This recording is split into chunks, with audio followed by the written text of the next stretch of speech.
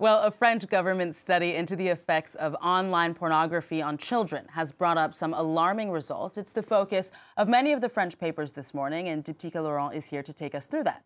That's right, Aaron. The 6-month-long study by this committee from the French Senate concludes by condemning the online pornography industry, which came to fruition with sites like Pornhub in the middle of the 2010s, and notably because of its free and relatively easy access to these websites. Now, these are just some of the data out of that report by the French Senate, and there are some numbers that do stand out. You see here, 90% of pornography scenes online include violence, be it verbal or physical violence against women. And the figures here are also quite startling. It is because part of this report was also looking at the impact of online pornography exposure on children. And you see here, teenagers before the age of 15, around 2/3 of teenagers in France have already viewed online pornography, and that figure drops slightly to 1/3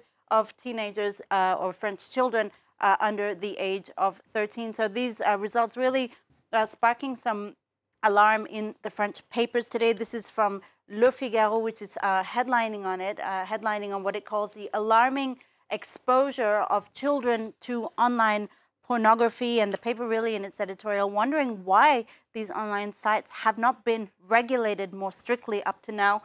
La Croix, that's the French Catholic paper, is also focusing on it in its editorial today. And it says essentially that the French senatorial committee wants to make inciting rape a crime, a criminal offense, which is something that the paper really welcomes, saying, I quote, "There cannot be any lawless zones when it comes to sexual violence, even in the virtual world." Diptyque, you've also found an interesting article about AI, artificial intelligence. The Washington Post today is looking at an AI image generator that launched in April called Dolly, and it became accessible yesterday with some worrying about the repercussions. That's right. Dolly was opened by this research lab called OpenAI. It debuted its latest version back in April, and for about 5 months, access to this lab was restricted. So there was sort of a waiting list, but that waiting list has now been removed as of yesterday. Basically, this technology allows people to create original images based on artificial intelligence, basically by typing in any spur-of-the-moment phrase. More than 2 million original images were generated per day. And as I said, that wait list was removed as of yesterday. At first glance, it's sort of a quirky game. You know, you type in a few words and you see what kind of image that can be conjured up. But like all good things, it comes with some rather negative effects as well. Researchers worry that these systems produce images that can reinforce, for instance, social or racial stereotypes. There's also the question of plagiarism and propriety of image. Now, look at this image here, for instance, and you can sort of get an idea of how dangerous AI can be. These 4 images were generated by AI, but they look like real photos. Perhaps these 3 photos here, there are some sort of defects in the photo that you could realize are not real. But this photo here, down here, of a crowd outside the crowd outside the White House is completely fictional, but it looks like a real photo, and you can see how that can impact people's opinions of, for instance, news events. There's also this picture here these are all. They look like photos that could have been taken by someone, but they are all AI-generated images. And portraits in particular can be problematic because there is a question of rights and a question of ownership of image and so forth. So certainly AI technology raises a lot of interesting and exciting prospects, but there are some deep ethical questions that as yet remain unanswered, Aaron. And finally from you, Diptyque, the rap industry is mourning the death this Thursday of an iconic West Coast rapper from the 90s, Coolio, who passed away suddenly at the age of just 59.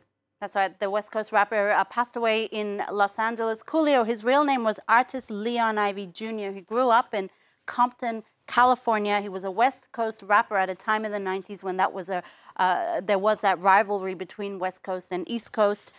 He was known for songs like Fantastic Voyage and 1, 2, 3, 4, but it was his cover song Gangsta's Paradise for the film Dangerous Minds that really catapulted him into the mainstream.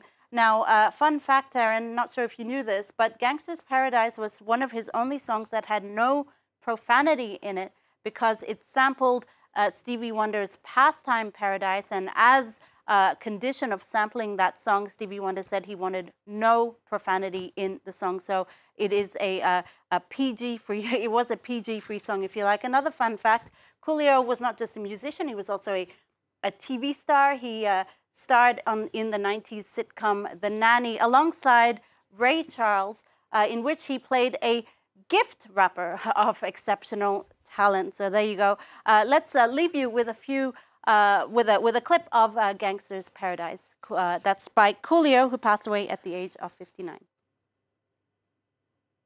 Normal life. I was raised by the state, so I gotta be down with the hood team.